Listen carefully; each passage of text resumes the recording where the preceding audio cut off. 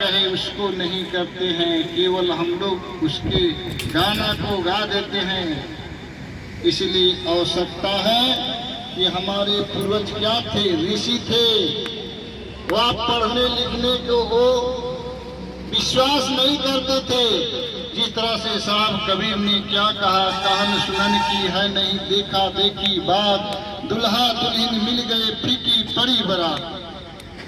जो भी योगी होता है वह मन बुद्धि के आधार पर, इंद्रियों के आधार पर ज्ञान प्राप्त करने को पढ़ा लिखा हो जाने से वह ज्ञानी नहीं हो जाता है। ज्ञानी तो तब होता है जो साधन की गहराई में उतर करके आत्मिक चेतना के धरातल पर वह मंत्रों को देखता है, तब वह ज्ञानी होता है। क्योंकि जब ज्ञानी हो जाता है तो आत्मिक धरातल पर कोई भी चीज को रिसर्च करने के बाद उसको दोबारा रिसर्च करने की आवश्यकता नहीं होती है। आज भौतिक विज्ञान एक ही चीज को रिसर्च करने के बाद भी वह कहने में सक्षम नहीं है कि यही अंतिम है। परमाणुओं का 130 विखंडन करने के बाद भी यह विज्ञान कहने में सक्षम नहीं है कि परमाणु का अंतिम कण है। लेकिन हमारे ऋषियों ने पहले हजारों वर्ष पहले कह दिया, कणाद ऋषि ने, कि परमाणु तो वह तत्व है जिस तत्व का कभी भी विखंडन नहीं किया जाता है, किसी सूक्ष्मदर्शी यंत्रों के माध्यम से देखा नहीं जा सकता है, वह परमाणु है।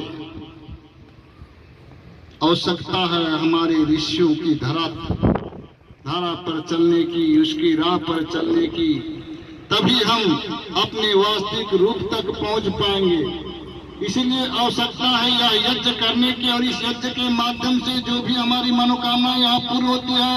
लेकिन हमारी मनोकामनाएं तभी पूर्ण होती है कि इस यज्ञ को करने में हमारी श्रद्धा कितना है, प्रेम कितना है, विश्वास कितना है। अगर श्रद्धा प्रेम विश्वास नहीं है, भक्ति नहीं है, तो वह किसी भी जन्म में पूरा होने वाला नहीं है। गीता के अंदर कहा गया है, अश्रद्धा हुतम दत्तम तपस्तप्तम कृतम च असद्युचते पार्थ नोह नो प्रत्या। कहा गया है श्रद्धा युक्त हो करके आहुति प्रदान करने से हमारी जो मनोकामनाएं है वह पूर्ण होती है। और अश्रद्धा के साथ आहुति प्रदान करने से किसी भी जन्म में पूर्ण नहीं होता है। इसी तरह से चर्चा आती है मानस के अंदर, भगति सहित मुनि आहुति दीने प्रकटे अग्नि चरु कर लेने।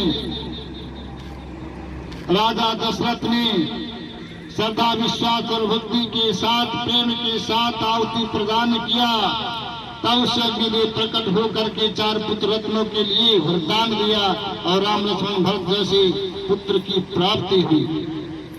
इसलिए हमारी भौतिक आवश्यकताओं की पूर्ति करने के लिए भी यज्ञ आवश्यकता है, और इसी यज्ञ को हमारे पूर्वज करते आए हैं। और यह यज्ञ की महिमा मानव जीवन के जो 16 संस्कार है, 16 संस्कार में कॉमन है।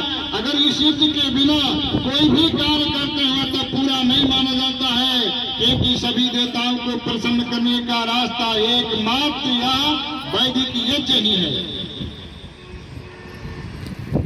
इसलिए हम लोगों को यह यज्ञ करने की आवश्यकता है। लेकिन हमारे ऋषियों ने क्या कहा कि यज्ञ केवल अग्नि में आहुति देना ही नहीं, बल्कि यज्ञ का 5 प्रकार को बताए। यह यज्ञ है, इसे अग्निहोत्र कहते हैं। दूसरा जो यज्ञ है जिसे कहते हैं पितृयज्ञ कहते हैं। जो भी बुजुर्ग है, अपने से बड़े है, इसका सेवा सत्कार करना, उसे प्रसन्न करना क्या है, पितृयज्ञ है। और जब हम लोगों को प्रसन्न कर देते हैं तो ये आशीर्वाद देते हैं, और उनके आशीर्वाद से हमारी मनोकामनाएं पूर्ण होती है, हमें वरदान मिलता है। इसीलिए नीतिकारों ने कहा है कि बुजुर्गों का सेवा सत्कार और उससे खुश करने से 4 चीज की प्राप्ति होती है। अभिवादन शिव नित्यम वृद्धोत सेवेना चत्वारि तस्वर्धन्ते आयुर्विद्या यशो बलम। आयु विद्या यश और बल, 4 चीज की प्राप्ति होती है। और आज यह देखा जाता है, अगर किसी बुजुर्ग को हम लोग प्रणाम करते हैं तो ये आशीर्वाद देते हैं और कहते हैं कि जाओ बेटा, तुम्हें कहीं भी कांटा नहीं गड़ेगा, तुम्हारा जीवन सुखमय व्यतीत होगा। इसलिए बुजुर्गों की सेवा करनी चाहिए। लेकिन आज समाज के अंदर ऐसी नैतिक शिक्षा समाप्त होते जा रही है। जब बुजुर्ग हो जाते हैं तो उसको सेवा करने के लिए कतराते हैं, सेवा नहीं करते हैं।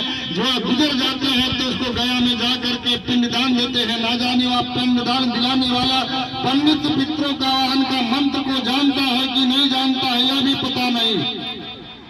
अगर आप पितरों का आह्वान का मंत्र को नहीं जानता है तो कतई वह प्रसन्न नहीं होगा। इसलिए जीते जी सेवा कीजिए, आपको आशीर्वाद मिलेगा और आपका जीवन सुखमय व्यतीत होगा। इसे कहते हैं दूसरा यज्ञ। और तीसरा जो यज्ञ है जिससे कहते हैं अतिथि यज्ञ। जो भी अतिथि हमारे दरवाजे पर आते हुए जिस प्रकार का अतिथि है उसी प्रकार से उसको सेवा सत्कार करने की आवश्यकता है। अगर अतिथि भी प्रसन्न हो जाते हैं तो वे भी आशीर्वाद देते हैं और उनके आशीर्वाद से हमारी जो मनोकामनाएं वह पूर्ण होती है। चर्चा की उपनिषदों के अंदर वह सर्वस्व का पुत्र नचिकेता अपने पिता ने यज्ञ करवा था और वो क्षेत्र में बुरी बुरी गाय को दान दे रहे थे। वह सर्वस्व ने कहा कि पिताजी, सबसे जो प्रिय वस्तु है वह यज्ञ में दान देनी चाहिए और मैं आपका सबसे प्रिय हूँ। इस बात को नचिकेता कई बार कहे तो अपने पिताजी गुस्सा करके कहे कि जाओ मैं तुम्हें मृत्यु को प्रदान करता हूँ। जब वह नचिकेता मृत्यु देव के पास चले गए और उनके दरवाजे पर वह 3 दिन तक खड़े थे। यमराज 3 दिन के बाद लौटे तो देखे कि कोई ब्राह्मण कुमार हमारे दरवाजे पर 3 दिन से खड़ा है। उन्होंने हाथ जोड़कर उनसे प्रार्थना किया, क्षमा याचना मांगा और कहा कि ब्राह्मण देवता, मैं आपसे क्षमा चाहता हूं कि 3 दिन तक मेरे दरवाजे पर भूखे प्यासे खड़े थे, उसके लिए मैं क्षमा चाहता और 3 वरदान भी देना चाहता हूं। इसीलिए अतिथि देवो भव कहा गया। अतिथि क्या है? देवता है। अतिथियों का भी सेवा सत्कार करना एक यज्ञ है। चौथा जो यज्ञ है जिसे कहते हैं बलि वैश्य यज्ञ कहते हैं, प्राणी यज्ञ कहते हैं, भूत यज्ञ कहते हैं। जो भी पशु हमारे दरवाजे पर आता, अगर प्यासा है, हम चापाकल के पास है, नल के पास है, कुएं के पास है, अगर वह प्यासा पहुंच जाता है तो उसको पानी पिलाना क्या है? बलि वैष्णव यज्ञ है, प्राणी यज्ञ है, भूत यज्ञ है। उसके माध्यम से भी हमको आशीर्वाद मिलता हुआ, बोल तो नहीं पाता है लेकिन वह हमारी सेवा वह देख करके हमें आशीर्वाद देता है। और इसी का आशीर्वाद राजा दिलीप को मिला था। राजा दिलीप जब निसंतान थे, गुरु वशिष्ठ के पास जाकर के नंदिनी गाय की सेवा किए थे। उन्हें अनेक प्रकार की परीक्षाएं ली गई थे, सभी परीक्षाओं में सफल हुए और उसको पुत्र की प्राप्ति हुई थी। इसलिए